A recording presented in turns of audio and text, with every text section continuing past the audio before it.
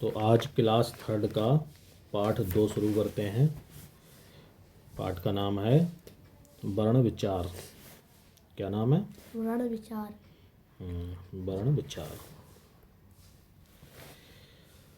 तो चलो शुरू करते हैं इसको। देखो यहाँ पर, बच्चों, मुंह से निकलने वाली ध्वनियाँ जब लिखी जाती हैं तब वह भाषा के वर्ण के रूप में जानी जाती हैं।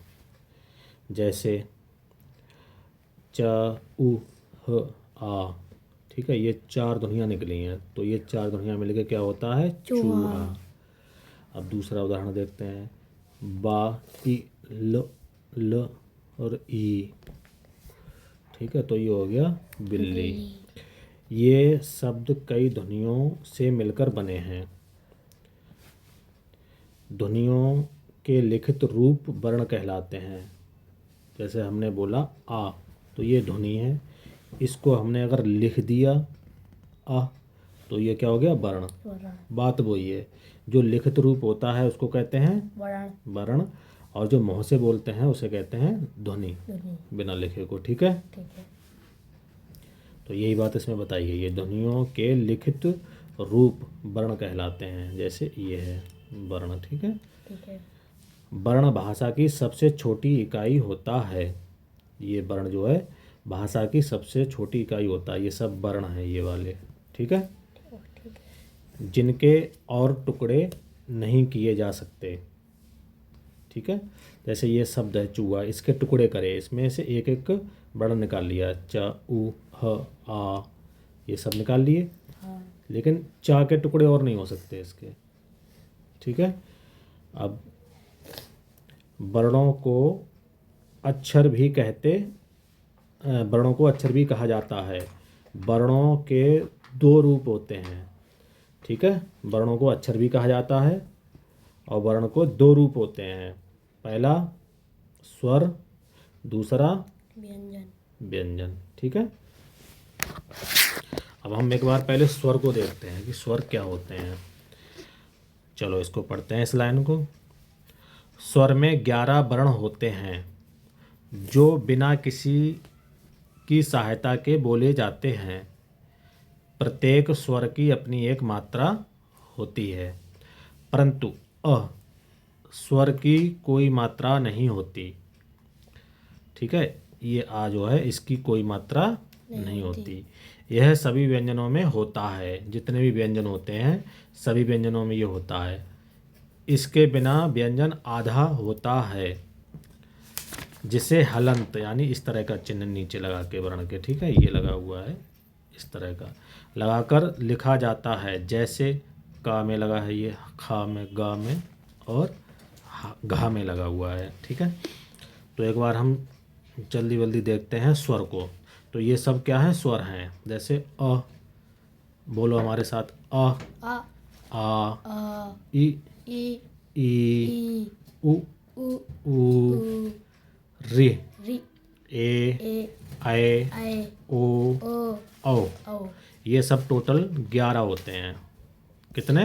11। गिनो से 1 2 3 4 5 6 7 8 9 10 11। ठीक है, टोटल ये स्वर हमारे 11 होते हैं। चलो आगे देखते हैं।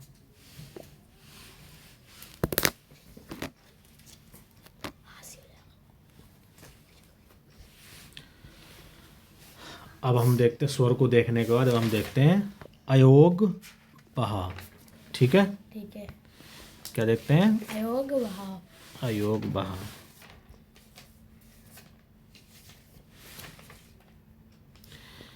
ये हो गया आपका अयोग बहा। अब जैसे अयोग बहा क्या होता है? ये अंग और आहा। क्या है ये? अंग और आहा 2 अयोग बहा स्वर हैं। ठीक है, ये ना तो स्वर होते हैं और ना ही व्यंजन। अंग और अह 2 अयोग बहा वर्ण हैं या स्वर हैं, वर्ण हैं। ये ना तो व्यंजन होते हैं और ना ही स्वर होते हैं, बल्कि अंग को अनुस्वार, ये वाला, ठीक है, ऊपर शिरोरेखा के ऊपर बिंदी लगा के दिखाया जाता है। जैसे ये शिरोरेखा ऊपर बिंदी लगा के, बिंदु या अनुनासिक चंद्र बिंदी जैसे बोलते हैं, स्वर ये शिरोरेखा के ऊपर लगा के, ठीक है। ये चंद्र बिंदु के रूप में लिखा जाता है। अतः आह विसर्ग, ये जो दो विसर्ग लगती हैं आह के पीछे, ये के रूप में व्यंजनों के साथ आते हैं, ठीक है। जैसे चंद्रमा, चांद, नमः, ठीक है। ये इसका अनुस्वार का उदाहरण है ये वाला, और ये चंद्र बिंदु के साथ अनुस्वार लगा हुआ है, इसे अनुनासिक बोलते हैं। और ये आहा जो विसर्ग लगी हुई है ये बना हुआ है इससे, ठीक है। अब हम एक बार देखते हैं व्यंजन, ठीक है। व्यंजन स्वर की सहायता से बोले जाते हैं। इनकी संख्या 33 होती है। स्वरों की संख्या टोटल कितनी होती है? 33। हिंदी भाषा में कुछ विकसित ध्वनियाँ और दूसरी भाषाओं के शब्दों को अपनाया गया है, जिन्हें आगत व्यंजन के रूप में जाना जाता है। इसके अलावा 4 संयुक्त व्यंजनों को भी वर्णमाला में जगह दी गई है। आइए इनको जानते हैं, आप सबको इनको विस्तार से जानते हैं। अब हम देखते हैं, एक बार इनको पढ़ते हैं सबको, ठीक है। ये मेरे पीछे बोलना है आपको, बोलो का, ख, ग, घ, अंग, च, छ, जा, झ, या, टा, ठ, डा, ढ, अणा, ता, था, दा, धा, ना, पा, फा, बा, भा, मा, या, रा, ला, वा, सा, श, सा, ह। ये तो हमारे हो गए टोटल जो व्यंजन होते हैं वो नॉर्मल। इसमें हम बोलते हैं नीचे वाले जो हैं ये वाले, इनको और पढ़ते हैं थोड़ा। क्ष, त्र, ज्ञ, स्र। इसको हम पढ़ेंगे ड़, और इसे पढ़ेंगे ड़, ठीक है। इसको एक बार समझते हैं। पहले हम ऊपर वाले व्यंजन जान लेते हैं। जैसे ये हमने अभी का, चा, टा, ता, पा, ये 5 लाइनें हमने अभी पढ़ी, ठीक है। तो इनको बोलते हैं वर्ग व्यंजन। टोटल ये वाले क्या बोलते हैं इनको? वर्ग व्यंजन। वर्ग व्यंजन। ये टोटल वर्ग व्यंजन जो होते हैं वो एक लाइन में 5 होते हैं। उनकी 5 लाइन होती हैं, गिनो 1 2 3 4 5, 1 2 3 4 5, 5 लाइन हो गई। तो टोटल ये 25 होते हैं, 25, ठीक है। उसके बाद 4 ये सुर नीचे वाले होते हैं और 4 ये होते हैं सा वाली लाइन वाले। इसे याद करने के लिए वैसे स्कूलों में छोटे शुरुआती में सिखाया जाता है। इसे बड़ा सा, षटकोण वाला सा, छोटा सा, ऐसे करके बोल के याद करने के लिए हम बोल देते हैं, लेकिन इसे हम आवाज़ में अंतर ला के पढ़ेंगे, ठीक है। तो 25 के बाद या, रा, ला, वा, ठीक है, और श, श, सा और हा। तो ये टोटल 4 और 4 8 ये हो गए, ठीक है। तो 8 ये और 25 ये, तो टोटल ये हो गए 33 आपके, ये दोनों मिला के, ये वाले और ये वाले, तो 33 ये हो गए। उसके बाद 4 संयुक्त व्यंजन, जैसे क्ष, त्र, ज्ञ, स्र, 4 आपके ये हो गए, और 2 ये आगत व्यंजन, ठीक है। इसे हम उत्क्षिप्त व्यंजन बोलते हैं या विकसित व्यंजन, इन्हें हम विकसित व्यंजन बोलते हैं, ठीक है। ये आपको नाम रखना है इनका, विकसित व्यंजन। क्या है ये? विकसित व्यंजन। ये डा और ढा, इनके नीचे ये बिंदी रख के बनाए गए हैं, ठीक है।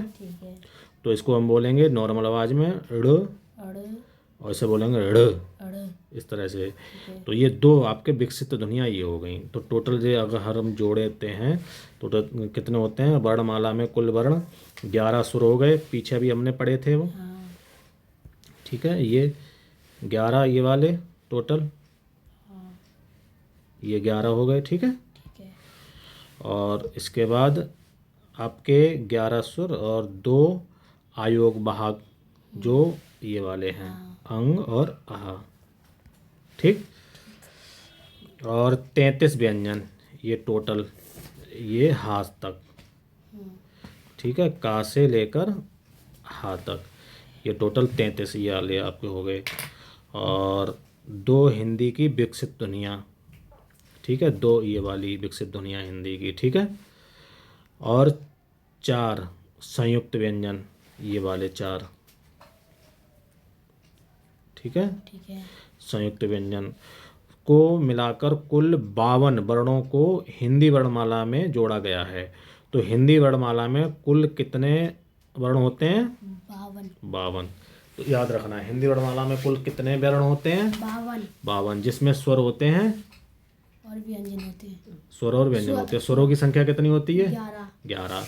ठीक है। और ये जो व्यंजन, संयुक्त व्यंजन को छोड़ के कितने व्यंजन होते हैं? 33। 33। 4 संयुक्त व्यंजन होते हैं। ठीक है, और 2 विकसित व्यंजन, ये मिला के टोटल आपके सब 52 हो जाते हैं। ठीक। ठीक। आगे देखते हैं।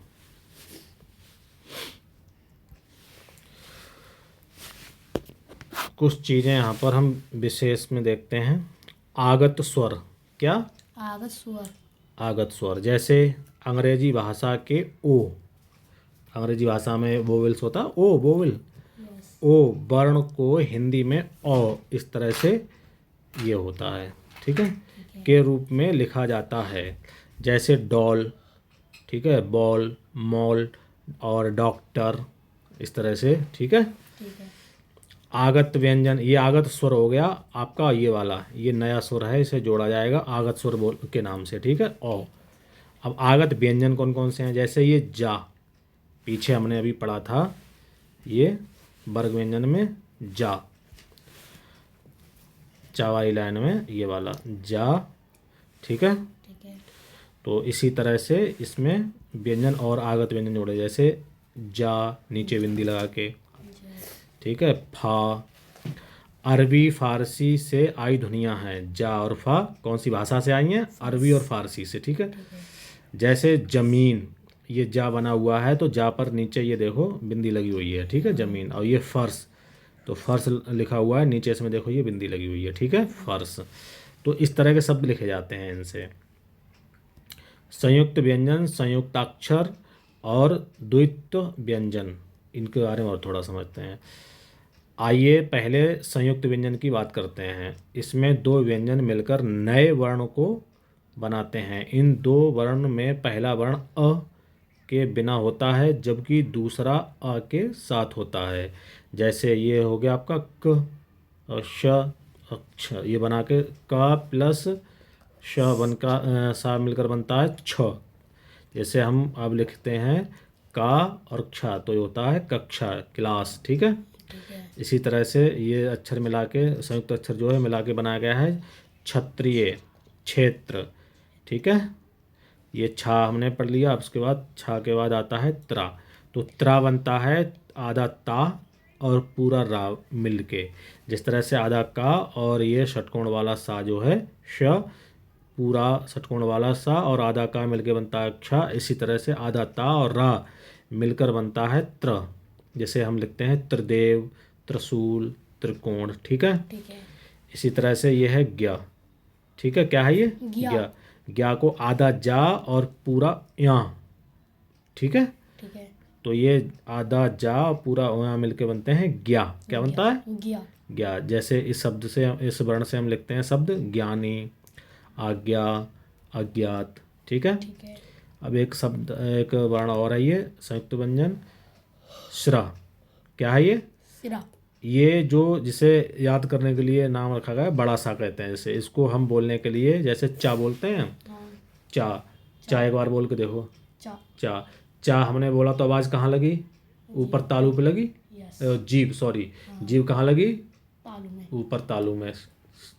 चा।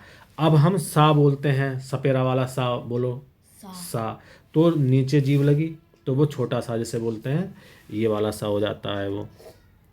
लेकिन हमें जानबूझ के जीभ नीचे वाले दांतों में ना लगा के, जहाँ पर चा बोल के जीभ लगाई थी ऊपर तालू में, तो सा बोलते टाइम ऊपर तालू में जीभ लगानी होती है। ठीक है, सा बोलेंगे ऊपर तालू में जीभ लगाएंगे, शा, शा। शा, नीचे दांत नहीं लगनी चाहिए, शा, शा। तब ये होती है ध्वनि, ये वाला श। ठीक है, उसके बाद आधा श और पूरा रा, तो ये मिलकर क्या बनते हैं, स्र। क्या होता है, स्र। सिर। इससे शब्द बनता है, इस वर्ण से शब्द बनता है श्रम, श्रमिक, परिश्रम, और ये नाम के आगे जो लिखते हैं हम, श्री।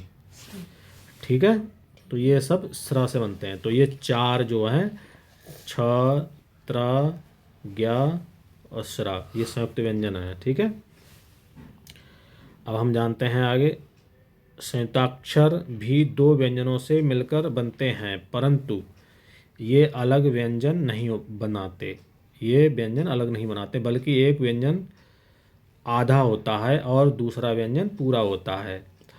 जैसे श, ये क्या है, सा, नीचे आवाज, दांत नीचे वाले दांतों में, इसमें जब बोलेंगे इसे तो हम नीचे वाले दांतों में आवाज लगाएंगे, जीभ लगाएंगे, सा, सा। आधा सा आधा सा। और पूरा ता, तो एक हो जाएगा इस्त, इस्त। स्त। इस्त। जैसे बा और ता, बस्ता, रास्ता, सस्ता। ठीक है, अब ये आधा सा और पूरा हुआ बन के होता है स्व। क्या होता है, स्व। इसके शब्द बनते हैं स्वाद, स्वस्थ, स्वभाव। ठीक है, अब ये आधा ना फिर या, तो ये हो जाएगा मिलके न्या। ठीक है, जैसे न्याय, धन्य, मान्य। ठीक है, और आधा श और या मिलके हो जाता है श। तो इसको हम पढ़ेंगे श्याम, अवश्य, उद्देश्य। ठीक है, इस तरह से। द्वैत व्यंजन में दो एक जैसे व्यंजन होते हैं, द्वैत व्यंजन में एक जैसे दो व्यंजन होते हैं, अभी आगे समझते हैं उसको, जिसमें एक अ के बिना होता है और दूसरा आ के साथ होता है। जैसे एक जैसे दो व्यंजन, जैसे ये है, इसमें आ नहीं है। ठीक है, ये वाली आ ध्वनि नहीं है, जबकि सभी व्यंजनों में आ की ध्वनि होती है। जब हम सब व्यंजन से ध्वनि, आ की ध्वनि निकाल लेते हैं तो नीचे उसे ये हलंत लगा के दिखाते हैं। ठीक है, जैसे इसमें लगा हुआ है, तो इसे हम बोलेंगे आधा बा, आधा बा। और फिर आधा बा प्लस पूरा बा, तो ये हो जाएगा ब। बब। बब नहीं, ब, ब। ब। ब। ठीक है, ब। जैसे गुब्बारा, गुब्बारा। डिब्बा, डिब्बा। धब्बा, धब्बा। इस तरह से। ठीक है, अब इसी तरह से जैसे बा का है, ऐसे ही उवा का होगा, ये वाह। ठीक है, आधा वाह प्लस पूरा वाह, एक जैसे व्यंजन है ये दोनों, तो इनको दोनों को जोड़ के बनता है वह। व। वह, जैसे फव्वारा, फव्वारा। अव्वल, अव्वल। कव्वाली, कव्वाली। इस तरह से। ठीक है, ओके। इस पाठ में हमने जाना, अब देखते हैं क्या जाना, लिखित ध्वनियाँ ही वर्ण कहलाती हैं। ठीक है, जो हम बोलते हैं ध्वनि मुंह से निकालते हैं, शब्द जैसे हमने बोला चा, तो ये क्या है, ध्वनि। अगर इसको हमने लिख दिया तो क्या हो गया, वर्ण। बड़न। ठीक है, लिखित ध्वनियाँ ही वर्ण कहलाती हैं। वर्णों के चिन्हित, सॉरी, वर्णों के निश्चित क्रम को वर्णमाला कहते हैं। वर्णों के निश्चित चिन्ह को, निश्चित क्रम को वर्णमाला कहते हैं। वर्ण के दो प्रकार होते हैं, स्वर और व्यंजन। व्यंजन। संयुक्त व्यंजन, संयुक्ताक्षर और द्वैत व्यंजन, ये अलग अलग होते हैं। ठीक है, ठीक है। आगे देखते हैं। ये पार्ट खत्म हो गया, अब इसमें कुछ प्रश्न लेते हैं, इन प्रश्नों को हल करते हैं। ठीक है, ठीक है। प्रश्न 1 में देखते हैं, निम्न प्रश्नों के उत्तर अपनी कॉपी पर लिखिए। का में देखो, ध्वनियाँ क्या हैं, इनका लिखित रूप क्या कहलाता है। ठीक है, ठीक है। ध्वनियाँ क्या हैं, ध्वनियाँ भाषा की सबसे छोटी इकाई को ध्वनि कहते हैं। ठीक है, इस तरह से लिखेंगे इसको, और इसका जवाब लिखेंगे, इसका लिखित रूप क्या कहलाता है, इसका लिखित रूप वर्ण कहलाता है। ठीक है, ठीक है। वर्णमाला में कितने वर्ण होते हैं, 52। ठीक है, सब टोटल वर्ण मिला के कितने होते हैं, 52। संयुक्त व्यंजन कौन कौन से हैं, संयुक्त व्यंजन हमने देखा था, कौन कौन से थे, क्ष, त्र, ज्ञा और सिरा। श्रा, ये थे संयुक्त व्यंजन।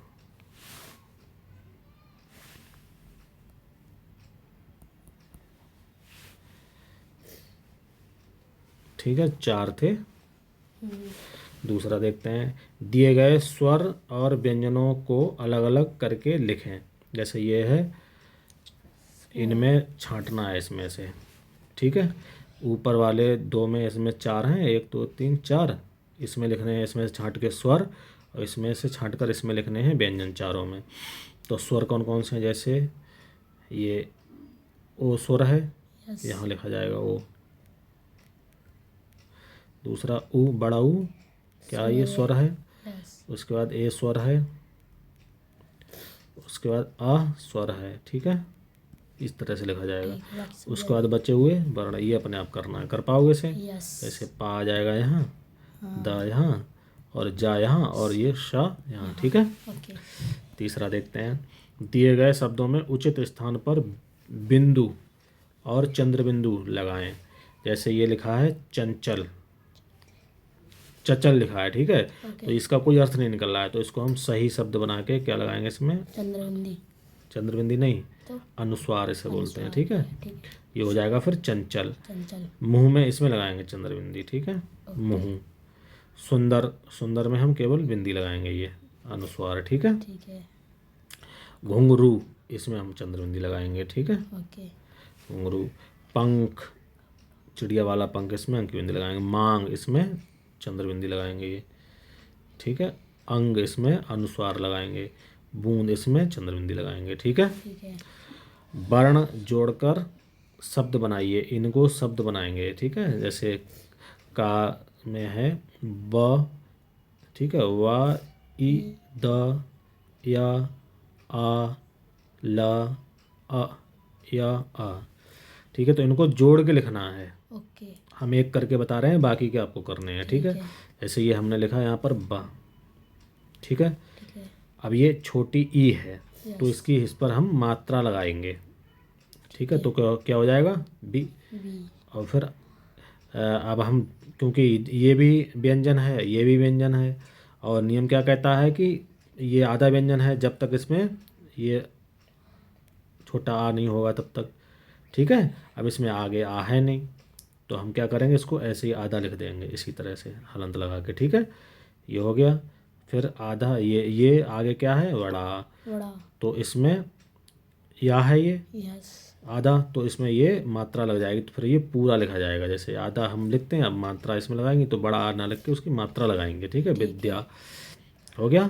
अब ये ला, और इसमें ये है ओके स्वर, तो इसमें हम हलंत ना लगा के, ये पूरा वर्ण है ला, ठीक है, क्योंकि इसमें आ दिया हुआ है साथ में, तो ये हो जाएगा ल, विद्या ल, ठीक है। और फिर ये क्या है, या आ गया और ये इसमें और लगा हुआ है आ, या और प्लस आ अ, तो ये पूरा वर्ण है या अधूरा, पूरा पूरा। तो इसको हम इस तरह से ऐसे लिख देंगे यहाँ पर। तो ये क्या शब्द बन गया, पढ़ो, विद्यालय विद्यालय, ठीक है। ओके तो इसी तरह से आपको ये नीचे बनाने हैं। ये स्वर दिया हुआ है, लेकिन इसकी मात्रा लगानी है। जैसे ये स्वर दिया हुआ था, यस तो हमने इसमें मात्रा लगा दी, ठीक है ठीक है। ये स्वर दिया हुआ था, हमने यहाँ पर मात्रा लगा दी। ओके तो इस तरह से ध्यान रखना है, जब तक हम आगे, जैसे ये है, इसमें कोई स्वर ना हो, तब तक हम उसे आधा माना लिखेंगे बिना हलंत मतलब हलंत लगा के, ठीक है। तो ये ध्यान रहेगा, कर पाओगे अपने आप। यस चलो, अब आपका पाठ खत्म होता है यहाँ पर, कल मिलते हैं अगले पाठ में, ठीक है।